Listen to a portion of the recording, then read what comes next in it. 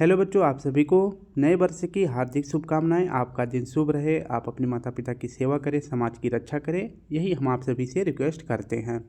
आज की क्लास में आप सभी का स्वागत है। आज हम बच्चों पढ़ने वाले हैं 1 जनवरी के करंट अफेयर क्वेश्चन, जिसके अंतर्गत आप सभी को 13 क्वेश्चन देखने को मिल जाएगा, जो कि कुमार गौरव सर ने सिर्फ 13 क्वेश्चन ही पढ़ाए हैं 1 जनवरी को। ठीक है, तो इसमें हम प्रश्नों को पूरी व्याख्या के साथ देखेंगे। आप सभी हमारे साथ 15 से 18 मिनट तक बने रहेंगे, जिसमें हम पूरी वीडियो को समाप्त कर देंगे। ठीक है, तो आप सभी हमारे साथ 15 मिनट तक बने रहेंगे, जिसमें हम 13 क्वेश्चन पूरी व्याख्या के साथ पढ़ने वाले हैं। तो चलिए बिना टाइम वेस्ट किए हुए शुरू करते हैं आज के अपने पहले करंट अफेयर क्वेश्चन। पहला प्रश्न हमारा है, हाल ही में दुनिया की सबसे तेज 400 किलोमीटर प्रति घंटा वाली हाई स्पीड ट्रेन का प्रोटोटाइप CR450 किसने लॉन्च किया है? तो यह लॉन्च किया गया है चीन के द्वारा। ऑप्शन बी हमारा सही हो जाएगा। CR450 यह क्या है? विश्व की सबसे तेज चलने वाली ट्रेन है। इसका सफल परीक्षण किसने किया है? चीन ने इसका सफल परीक्षण किया है। इसकी स्पीड कितनी रहने वाली है? तो 400 किलोमीटर पर आवर इसकी स्पीड रहने वाली है। नेक्स्ट प्रश्न हमारा है, हाल ही में इसरो ने पहले स्पेस डॉकिंग मिशन स्पेसएक्स को किससे लॉन्च किया है?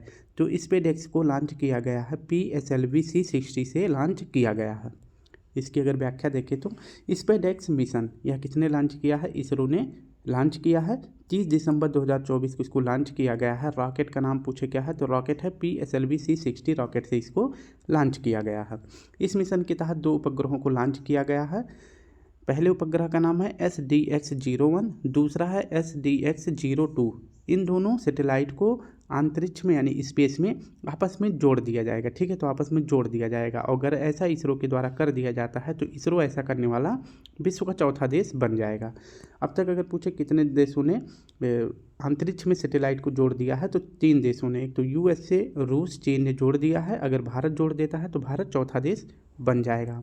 इसरो की स्थापना कब हुई थी? तो 15 अगस्त 1969 को हुआ था। वर्तमान में अगर पूछे इसरो के अध्यक्ष कौन है, तो S सोमनाथ जी वर्तमान में इसरो के अध्यक्ष हैं। तीसरा प्रश्न हमारा है, हाल ही में किस देश के न्यायालय ने मार्शल लॉ लगाने के मामले में राष्ट्रपति को गिरफ्तार करने की मंजूरी दे दी है? मार्शल लॉ जो है किसने लगा दिया है? तो राष्ट्रपति ने लगाया है। और मार्शल लॉ लगाने के बाद जो है राष्ट्रपति के हाथों में पूरी शक्तियां आ गई है। तो ऐसा राष्ट्रपति के द्वारा करे जाने के कारण जो है किस देश की न्यायालय ने राष्ट्रपति को गिरफ्तार करने की मंजूरी दे दी है?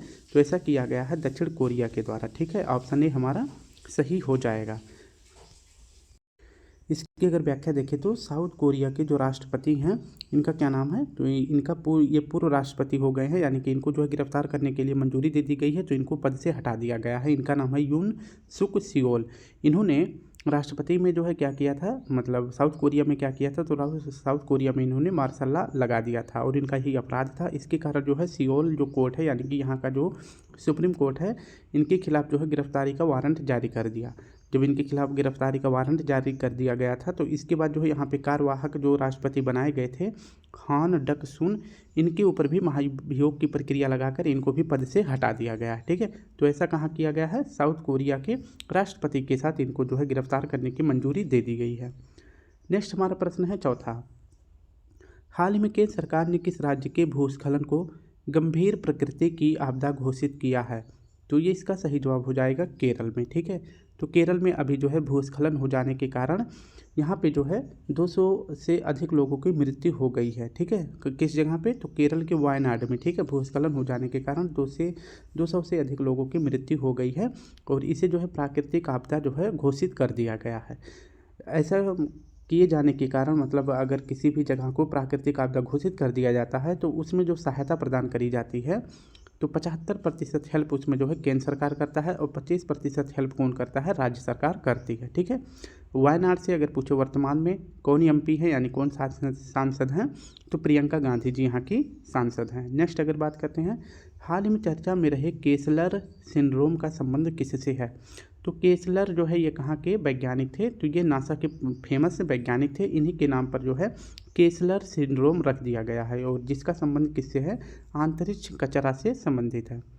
इसकी अगर व्याख्या देखें तो केसलर सिंड्रोम यह जो है अगर बात करते हैं, केसलर ये नासा के वैज्ञानिक थे और इन्होंने एक खोज करी थी 1978 में, जिसको नाम दे दिया गया है केसलर सिंड्रोम। इन्होंने कहा है कि हर देश के द्वारा जो भी सक्षम है वो डेली जो है कोई ना कोई सैटेलाइट जो है अंतरिक्ष में जो है क्या कर रहे हैं, भेज रहे हैं। ठीक है, तो अंतरिक्ष में हर देश वाले जो है क्या कर रहे हैं, अपना सैटेलाइट भेज रहे हैं, जिसकी वजह से अंतरिक्ष में मान लीजिए किसी सैटेलाइट को 5 साल के लिए भेजा गया था, उसका कार्य समाप्त हो जाने के कारण वो जो है अंतरिक्ष में जो है परिक्रमा कर रहा है। ठीक है, तो वो चक्कर लगा रहा है, जिसके कारण अगर कोई नया सैटेलाइट अंतरिक्ष में भेजा जाता तो हो सकता है कि उससे टकरा कर जो है ये नया वाला सैटेलाइट खराब हो जाए। तो इसी को जो है कम करने के लिए केसलर सिंड्रोम जो है एक योजना शुरू करी गई है, जिससे जो है जो यहाँ पे कचरा है, यानी कि जो काम करने योग्य अब सैटेलाइट नहीं रह गए हैं, उनको जो है वापस लाने के लिए केसलर सिंड्रोम शुरू किया गया है। ठीक है, तो ये आपको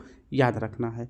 तो केसलर सिंड्रोम का अगर पूछे संबंध किससे है, तो अंतरिक्ष में संचित होता हुआ जो डेब्रीज है, डेब्रीज जो अंतरिक्ष में जो कचरा होता है उसको डेब्रीज कहा जाता है। ठीक है, तो इसको कम करने के लिए यह सिंड्रोम शुरू किया गया। ठीक है, नेक्स्ट अगर बात करते हैं, हाल ही में समुद्र पर भारत के पहले कांच के पुल बोस्ट्रिंग आर्क ब्रिज का उद्घाटन कहाँ हुआ है। तो भारत में पहली बार ऐसा हुआ है कि समुद्र के ऊपर जो है कांच का पुल बनाया गया है, जिसका उद्घाटन कहाँ किया गया है, तमिलनाडु में किया गया है।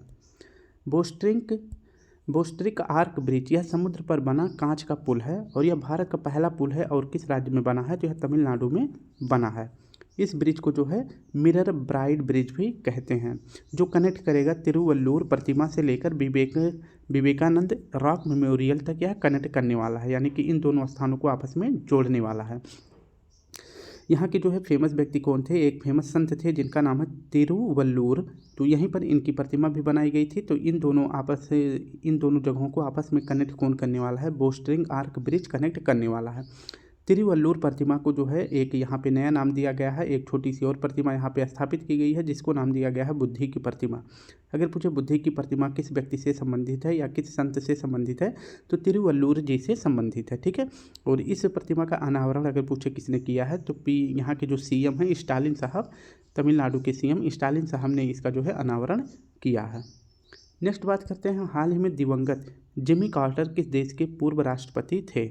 आपको बताना है कि USA के किस क्रम के मतलब 47वें क्रम के राष्ट्रपति कौन बनेंगे और यह कब शपथ लेंगे, तो 20 जनवरी को शपथ लेंगे। ठीक है, तो 47वें क्रम के राष्ट्रपति कौन बनने वाले हैं USA के, ये आपको बताना है। ठीक है, तो बात कर लेते हैं जिमी कार्टर, ये किस देश के पूर्व राष्ट्रपति थे, तो ये USA के पूर्व राष्ट्रपति थे, जिनका भी हाल ही में 100 वर्ष की उम्र में निधन हो गया है।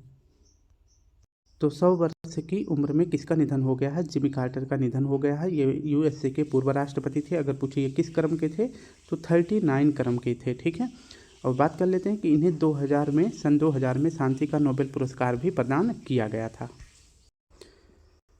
नेक्स्ट हमारा प्रश्न है, हाल ही में 7 महाद्वीपों की सबसे ऊंची चोटियों पर चढ़ाई चढ़ने वाली दुनिया की सबसे कम उम्र की महिला पर्वतारोही कौन बनी है, तो काम्या कार्तिकेयन बनी है। ऑप्शन हमारा सही हो जाएगा C। ठीक है, इसकी अगर व्याख्या देखें तो काम्या कार्तिकेयन ये कहाँ की हैं, ये मुंबई महाराष्ट्र की हैं। ठीक है, इन्होंने अगर इनके बारे में बात करें तो ये सबसे युवा महिला पर्वतारोही बन गई हैं, जिन्होंने 7 महाद्वीपों की सबसे ऊंची चोटी को फतह कर लिया है। ठीक है, अब किस महाद्वीप में कौन सी सबसे ऊंची चोटी है उसके बारे में हम देख लेते हैं, जिसको काम्या कार्तिकेयन ने फतह किया है। ठीक है, तो एशिया महाद्वीप की अगर पूछे सबसे ऊंची चोटी कौन सी है, माउंट एवरेस्ट है। अफ्रीका महाद्वीप की सबसे ऊंची चोटी कौन सी है, किलिमंजारो है। उत्तरी अमेरिका की सबसे ऊंची चोटी है माउंट डेनाली। दक्षिण अमेरिका की सबसे ऊंची चोटी है कांगुआ। अंटार्कटिका की सबसे ऊंची चोटी है कोसियस्को। और बात करते हैं यूरोप की सबसे ऊंची चोटी है एल्ब्रुज। और ऑस्ट्रेलिया की सबसे ऊंची चोटी है माउंट बिशप मैसिव। ठीक है, तो माउंट बिशप मैसिव है। तो इन सभी 7 महाद्वीपों की सबसे ऊंची चोटी को फतह करने वाली काम्या कार्तिकेयन ये किस राज्य की हैं, तो महाराष्ट्र की हैं। कहाँ की, मुंबई की हैं। ये आपको याद रखना है। और ये विश्व की सबसे युवा महिला पर्वतारोही बन गई हैं। नेक्स्ट अगर बात करते हैं 9वें प्रश्न का, हाल ही में भाषा संबंधी बाधाओं को दूर करने के लिए स्वर प्लेटफॉर्म किसने लॉन्च किया है, तो यह लॉन्च किया गया है गुजरात के द्वारा। ऑप्शन D हमारा सही हो जाएगा। इसकी अगर व्याख्या देखें तो स्वर प्लेटफॉर्म अगर पूछे किसने लॉन्च किया है, तो गुजरात के CM भूपेंद्र पटेल जी ने लॉन्च किया है। इसका फुल फॉर्म होता है speech and return analytic resource, यानी कि अगर किसी भी व्यक्ति को CM के पास जो है अपने संदेश को भेजना है, तो अब लिख कर या लिफाफे में पैक करके तो उसको जो है राष्ट्रपति के पास सीएम के पास भेजना नहीं होगा। ठीक है, तो बहुत से ऐसे लोग हैं जो लिखना नहीं जानते हैं, लेकिन उनकी जो शिकायत होती है वो अपना शिकायत जो है सीएम के पास भेजना चाहते हैं, तो उसी के लिए जो है स्वर प्लेटफॉर्म लॉन्च किया गया है। अब इसमें जो है लिखने की बजाय जो है बोलकर संदेश भेजा जा सकता है। अगर किसी को कोई शिकायत करनी हो सीएम से, तो वो जो है इस एप्लीकेशन को डाउनलोड करेंगे और इसके बाद जो है इस प्लेटफॉर्म में अपने मुंह से बोल देंगे जो भी उनको शिकायत होगी, तो ये जो है सीएमओ ऑफिस में पहुंच जाएगा। ठीक है, नेक्स्ट प्रश्न देखते हैं। हाल ही में कागेद नृत्य महोत्सव कहाँ आयोजित हुआ है? तो कागेद नृत्य महोत्सव कहाँ आयोजित हुआ है? तो सिक्किम में आयोजित हुआ है। इसकी अगर व्याख्या देखें तो कागेद नृत्य महोत्सव का आयोजन सिक्किम में किया गया है और इस महोत्सव का संबंध बौद्ध धर्म से संबंधित है और ये बौद्ध धर्म का जो है नया साल का प्रतीक माना जाता है यह उत्सव। ठीक है, इसमें जो है 8 तांत्रिक देवताओं के समूह को ही क्या कहा जाता है? कागेद कहा जाता है। और इस फेस्टिवल की शुरुआत अगर पूछे किसने करी है, तो गुरु पद्मा संभव जी ने इसकी शुरुआत करी है। सिक्किम के 2 और फेस्टिवल याद रखेंगे, एक तो सागा दावा फेस्टिवल और लोसांग फेस्टिवल, ये दोनों फेस्टिवल भी सिक्किम के ही हैं। 11वां प्रश्न हमारा है, हाल ही में लक्ष्य सेन ने पहले king cup international badminton open 2024 में कौन सा पदक जीता है? तो लक्ष्य सेन ने कांस्य पदक जीता है। इस खेल का अगर पूछे आयोजन कहाँ किया गया था, तो king cup international badminton tournament 2024 इसका आयोजन किया गया था चीन में। और इसमें विजेता अगर पूछे लक्ष्य सेन ने कौन सा मेडल जीता है, तो ब्रॉन्ज मेडल जीता है। चीन ने अगर बात करते हैं कि उबेर कप और थॉमस कप, ये दोनों किसके कप हैं? तो यह बैडमिंटन का कप है और इन दोनों में विजेता कौन रहा है? तो चीन रहा है। ठीक है, 12वां प्रश्न हमारा है, हाल ही में भारत में चीन सीमा पर कहाँ छत्रपति शिवाजी की प्रतिमा का अनावरण किया गया है? तो भारत और चीन सीमा पर कहाँ छत्रपति शिवाजी की प्रतिमा का अनावरण किया गया है? तो लद्दाख में किया गया है। इसकी अगर व्याख्या देखें तो छत्रपति शिवाजी महाराज की प्रतिमा का अनावरण अगर पूछे किसने किया है, तो भारतीय सेना ने किया है। कहाँ पर किया है? तो LAC के पास किया है। थोड़ा सा मैप से बता दें, जो ये वाला अक्साई चीन के पास जो ये वाली लाइन होती है इसे ही LAC बोला जाता है, यानी लाइन ऑफ एक्चुअल कंट्रोल बोला जाता है। और यहीं पर एक झील है जिसका नाम है पेंगोंग झील, इसी झील के पास जो है छत्रपति शिवाजी महाराज की प्रतिमा का अनावरण किया गया है और यह झील किसके अंतर्गत आता है? लद्दाख के अंतर्गत आता है, जो कि भारत और चीन सीमा के पास है। नेक्स्ट बात करते हैं, हाल ही में प्रो कबड्डी लीग 2024 का खिताब किसने जीता है? तो इसका सही विकल्प हो जाएगा ऑप्शन डी, हरियाणा स्टीलर्स ने जीता है। प्रो कबड्डी लीग 2024 किस क्रम का है? 11वें क्रम का है। इसका फाइनल मैच कहाँ खेला गया था? तो पुणे में खेला गया था। किसके बीच? हरियाणा स्टीलर्स और पटना पायराइट्स के बीच खेला गया था। ठीक है, जिसमें विजेता कौन बन जाता है? हरियाणा स्टीलर्स बन जाता है, ये आपको याद रखना है। तो प्रो कबड्डी लीग 2024 का विजेता कौन बनता है? हरियाणा स्टीलर्स बन जाते हैं। और वहीं पूछे कि हरियाणा स्टीलर्स के कोच कौन है वर्तमान में? तो मनप्रीत सिंह हैं। ठीक है, तो ये हमारा सही जवाब हो जाएगा। तो स्टूडेंट, मैंने बोला था 15 मिनट में वीडियो समाप्त हो जाएगी, 13 मिनट में ही समाप्त हो गई। तो अच्छे से न्यू ईयर सेलिब्रेट करें, अपनी फैमिली का, अपने परिवार का, अपने समाज की सेवा करें। कल फिर मिलते हैं, तब तक के लिए आप सभी को प्यारा सा जय हिंद, जय भारत।